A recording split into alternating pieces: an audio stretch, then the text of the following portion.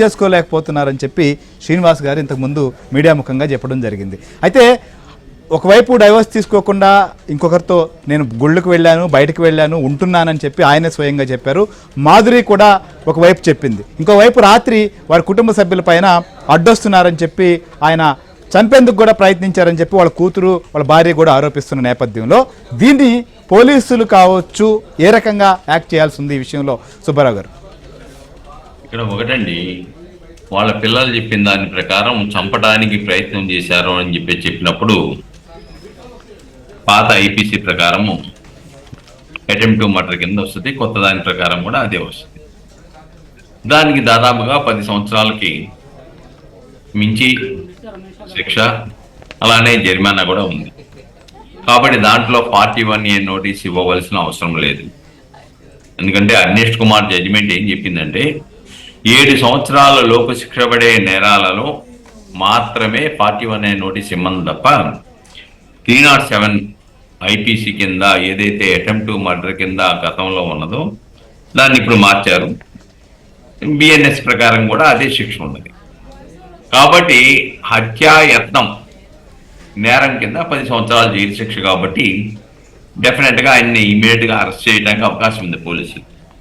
రెండోది, ఏదైతే విడాకులు తీసుకోకుండా వేరే మహిళతో సంబంధం పెట్టుకొని మ్యారిటల్ రాంగ్ కానీ లేదంటే సివిల్ చట్ట విరుద్ధమైన చర్యలకు కానీ పాల్పడినాడు. కాబట్టి డెఫినెట్గా వేధింపులలో భాగమే అది 498A కట్టొచ్చు.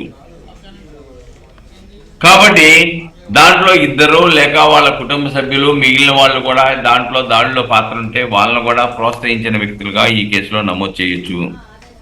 ఒకవేళ చేతులతో కొట్టుంటే 323 ఐపీసీ కింద పెట్టొచ్చు, గతంలో దాని ప్రకారం దాడి చేసినా కానీ. కాబట్టి డెఫినెట్గా ఈ నేరాలని చట్టబద్ధత చేయలేదు. హత్యాయత్నం నేరం కానీ, వివాహం జరిగిన భార్య వేధింపులు కానీ ఇవి చట్టబద్ధత చేయలే. ఒక్క 497ని తీసేసినంత మాత్రాన నీకు చట్టబద్ధత చేశారని చెప్పేసి పాపం ఊహించడం అనేది అది హాస్యాస్పదమైనది. ఈ రోజున నాకు సుప్రీంకోర్టు అండగా ఉందని ఆమె చెప్పటం, లేకపోతే సహజీవనం కాదు మేము కలిసి ఉంటున్నామని చెప్పటం, ఇవన్నీ కూడా క్రూయల్టీ దాంట్లోకి వస్తాయనే విషయాన్ని ఇక్కడ మనం గమనించాలండి.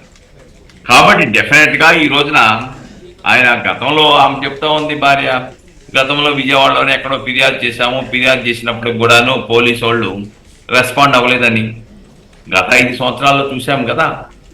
అధికార పార్టీకి సంబంధించిన ఫిర్యాదులు ఎవరిచ్చినా ఇంకా నయం, వీళ్ళకి సంతోషం ఏంటంటే వీళ్ళ మీద కేసు కట్టలేదు. గత 5 సంవత్సరాల కాలంలో జగన్మోహన్ రెడ్డి పాలనలో మనం చూసాం, ఫిర్యాదు ఇచ్చిన వాళ్లే బాధితుల మీదే తిరిగి కేసులు కట్టిన సంఘటనలు మనం చూసాం. కాబట్టి అధికార పార్టీ ఎమ్మెల్సీ కాబట్టి ఆ రోజు వైఎస్ఆర్సీపీ ఎమ్మెల్సీ కాబట్టి ఎమ్మెల్సీ మీద కేసు కట్టడానికి ఆ ధైర్యం సాహసం పోలీసు వాళ్ళు చేసే పరిస్థితి లేదు. అంతా ఆనాటి ప్రభుత్వం చెప్పు చేతల్లో ఉంది. కాబట్టి ఇప్పుడు ప్రభుత్వం మారింది కాబట్టి చట్టం తన పని చేసుకొని పొండి చట్ట విరుద్ధంగా వ్యవహరించవచ్చు. విధి నిర్వహణ లోపానికి పాల్పడితే చూస్తూ ఊరుకోమని ప్రస్తుత ప్రభుత్వం చెప్తుంది. కాబట్టి డెఫినెట్గా ఇమ్మీడియట్గా ఇప్పటికే పోలీసు వాళ్ళు కేసు నమోదు చేసి ఉంచాలి. ఆమె ఫిర్యాదు తీసుకొని ఇమ్మీడియట్గా 307 కానీ అలానే మరియు 498, అలానే వివిధ రూపాల్లో దాడి చేస్తే చంపుతామని బెదిరితే 506, పాత సెక్షన్ ప్రకారం ఇప్పుడు కొత్త దాని ప్రకారం మార్చుకోవాలి. క్రిమినల్ ఇంటిమిడేషన్, చంపుతామని బెదిరించారు. అలానే ఇంకెవరన్నా పాత్రదారులు సొత్తదారులు ప్రోత్సహించిన వాళ్ళు వాళ్ళు కూడా ముద్దాయిగా పెట్టచ్చు. కాబట్టి ఇది చట్టం లైసెన్స్ ఇచ్చిందనేవండి, సుప్రీంకోర్టు లైసెన్స్ ఇచ్చింది, చట్ట వ్యతిరేక చర్యలు చేయమని చెప్పేసి తప్పుడు ప్రచారాన్ని ఇటీవల కాలంలో సుప్రీంకోర్టు మీద నిందలు వేయడానికి న్యాయ వ్యవస్థ అనుమతి ఇచ్చిందని చెప్పేసి ఆరోపణలు చేయటం హాస్యాస్పదంగా ఉంది. చేసిన తప్పుని ఒప్పుకోవాల్సింది పోయి దాన్ని సమర్థించుకునే విధంగా ప్రయత్నం చేయడమే కాకుండా ఇది రాజకీయ ప్రత్యర్థులు ప్రేరేపిస్తున్నారని చెప్తున్నారు.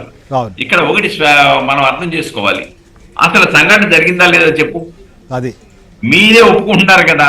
అవును, తప్పు జరిగిందని ఒప్పుకుంటూనే చెప్పేసి అన్నిటినీ విషయాలు ఇద్దరు చెప్తూనే ఈ రకంగా చేస్తున్నారు సార్. ఎస్, ఫైనల్ గా రజనీ గారి దగ్గరికి కూడా వెళ్దాం. రజనీ గారు, సో ఓవరాల్ గా మనం చూసాం అటు సీను వాణి మధ్యలో మాధురి రావడం, ఆమె చేస్తున్నటువంటి కామెంట్స్, నిన్నటి నుంచి జరుగుతున్న పరిణామాలు మీరే చెప్తున్నారు.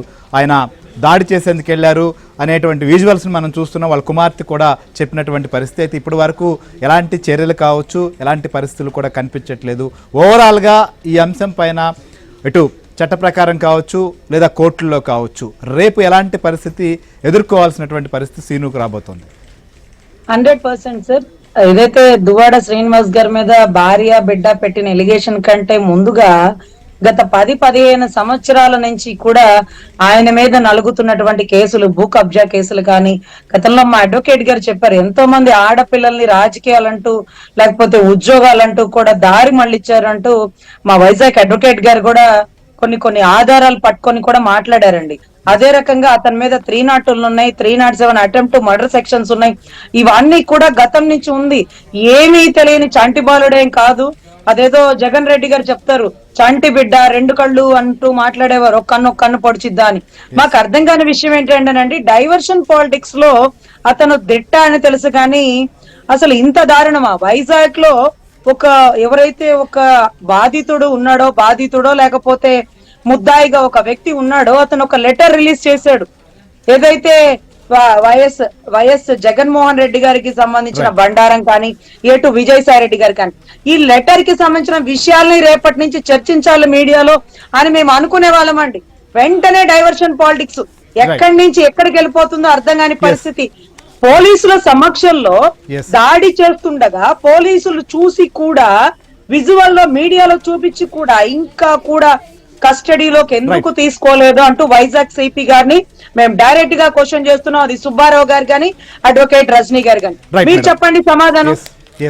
ఖచ్చితంగా క్వశ్చన్ చేయాలి మేడం, ఎందుకంటే మీరు చేస్తున్నది కూడా పోలీసుల దృష్టికి, ప్రభుత్వం దృష్టికి కూడా పోతుంది. ఏ రకంగా వాళ్ళు స్పందించబోతున్నారో కూడా మనం చూద్దాం. థ్యాంక్ యూ సుబ్బారావు గారు, రజనీ గారు. సో మొత్తానికైతే మాత్రం దువ్వాడ ఎపిసోడ్ మాత్రం ఉత్తరాంధ్రే కాదు, మొత్తం 2 తెలుగు రాష్ట్రాల్లో కూడా సంచలనంగా మారింది. ఎంత సమర్థించుకునే ప్రయత్నం చేసినప్పటికీ కూడా ఇటు న్యాయపరంగా కావచ్చు, లేకపోతే